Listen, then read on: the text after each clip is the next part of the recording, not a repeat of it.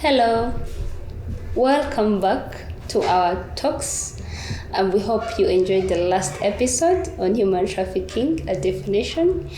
And today we're just going to dive into something that is so rare, and that is what is happening lately is the trends and the patterns.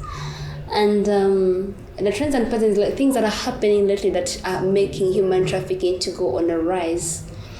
And so today we just want to know what are these trends that are making people fall for this issue of human trafficking. And so the first thing that I want to begin with today is the increasing technology. That includes the use of Facebook, the use of WhatsApp, the use of YouTube, the use of Snapchat, and use of other social media platforms that we know of.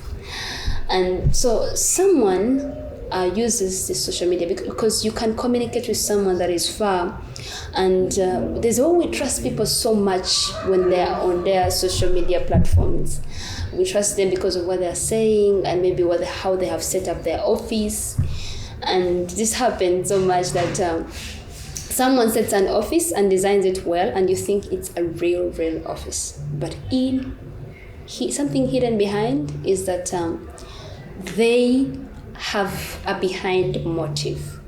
They want to exploit you, and you trust them because of how you're looking at them, how they have set up, how they are speaking. So you trust them in that way, and that is how you're going to fall a victim. So someone sends you a message from a different country and invites you for a job opportunity, and you're so excited about it, but my dear, you're going to fall for something that you don't know. So when I want to question you that when someone talks to you that you don't know, a stranger or someone that you know, but they're using social media, they're using things of Facebook, WhatsApp, find out more about such a person.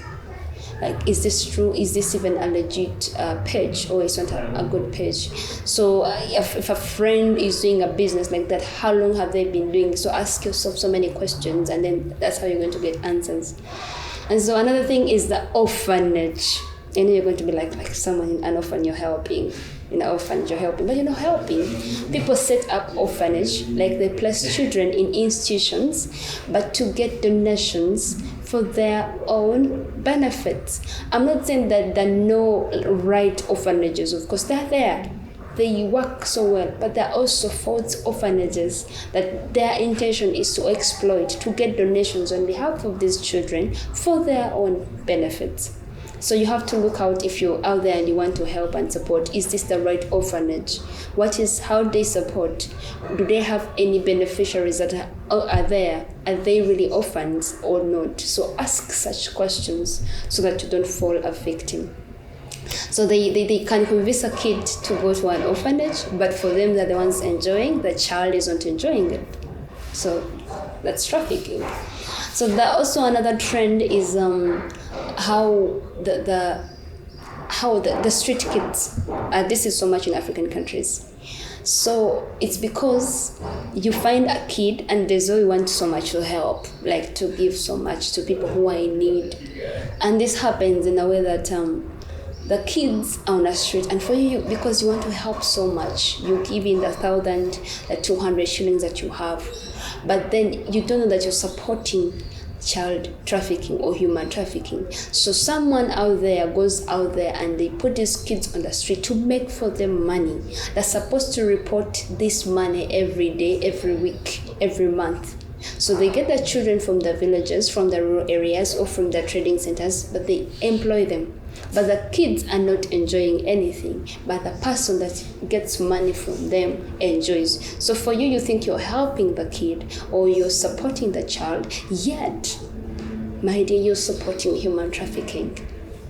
So we have to be cautious of these kids. Can you actually be a supporter of how you can save this child from being this victim of trafficking? And then there are also the trends that are following is the demand of women in sex work. There's so many countries that demand women to work in sex places, and they use them for for sex satisfaction purposes, and that's why young girls are so much recruited, and young boys also as well. So the demand of women to work in these sex industries is so high. Yes, and then there's also the supply chain. Supply chain, I mean by someone can move you from one place to another. Like there's a friend of ours that was moved from Uganda to Busia border. So you meet a person that will connect you to another person that will connect you to another person. So like the chain is too long until you reach the final destination. So the chain is actually the one that is making this human trafficking so easy for people to. So because you live, say you live Kampala or Uganda, and then you go to another border, you meet someone that will transfer you to Kenya, and then from Kenya you meet someone that it's a whole chain, a big chain, and all these people are connected, like they're connected and they're working as one person. So this chain is just there, and it works so well.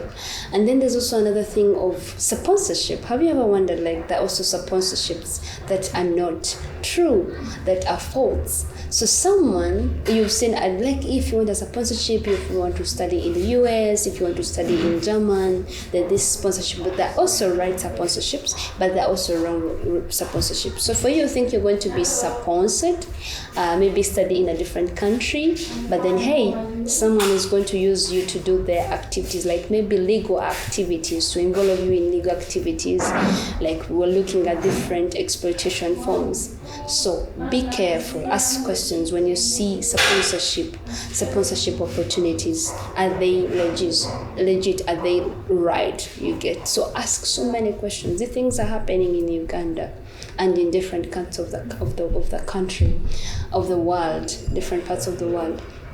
And there's also the demand of some products like chocolate. So this demand calls for labor that is cheap, and because these companies cannot afford someone to work for them like on an expensive way, or to be paid in the right way, they prefer cheap labor that is going to be moved from one place to another to go and work. So we have to be so keen and so careful on such things. These trends are happening in Uganda and all over the world. So ask yourself this question before you fall a victim, that you are helped. I hope this session is helpful. This episode has been on trends and patterns, and thank you so much for watching. Until next time, bye-bye.